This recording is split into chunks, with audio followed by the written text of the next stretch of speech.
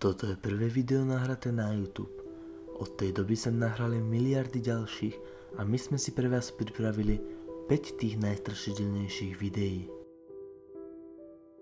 Mladé dievča Lucy je stále nezvestná, no keď sa pred 9 rokmi presťahovala do nového bytu, začala natáčať videá na YouTube. Krátko na to ju však jeden muž začal prenasledovať u jej domu, čo sa jej podarilo zachytiť na kameru.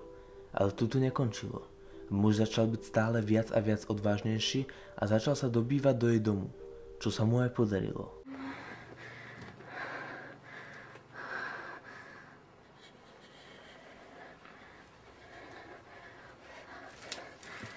Oh my God, that door was closed.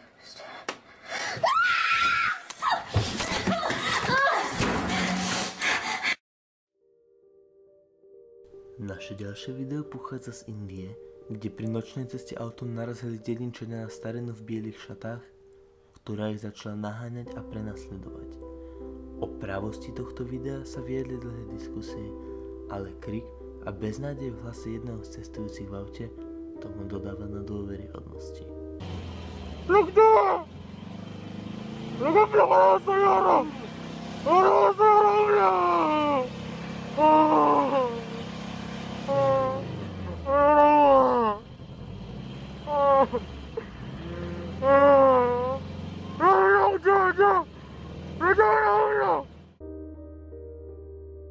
Maxovi Headroomovi sa podarilo 22. novembra 1987 nabúrať do vysielania jednej nemenovanej americkej televízie.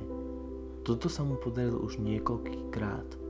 Prvýkrát televízia práve vysielala detektívny seriál, v čom sa Max dostal do živého vysielania. You should talk often with the old ones of your tribe. That is the only way to learn. I'll get you a hot drink, miss. Oh, I've seen some dry clothes.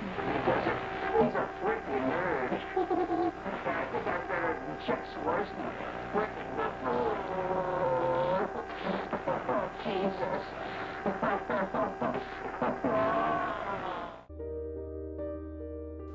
Pozadie tohto videa s názvom I Feel Fantastic je stále neznáme, ale poznáme dve teórie. Prvá je, že ide iba o projekt Johna Bergerona, ktorý zostrojil androida, ktorého nazval Tara a natočil ho ako spieva. Druhá teória je, že išlo sériového vraha, ktorý nechápal, prečo jeho obete kričia o pomoc, a tak ich vždy vyzliekol a ich šaty dal Tare, ktorá mu vždy spievala, že sa cíti úžasne. V tomto videu je aj prestrih na neznáme miesto v lese, kde podľa všetkého mal John Bergeron zakopávať svoje obete.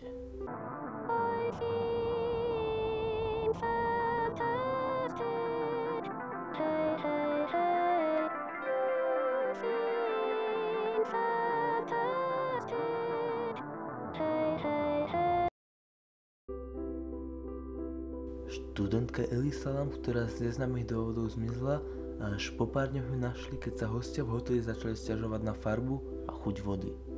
Po pár hodinách našli Elisine rozkladajúce sa telo v nádrži na pitnú vodu. Na tomto videu bola posledne videná. Z neznámych príčin ako by sa pred niekým schovávala, aj keď nikto nebol na blízku.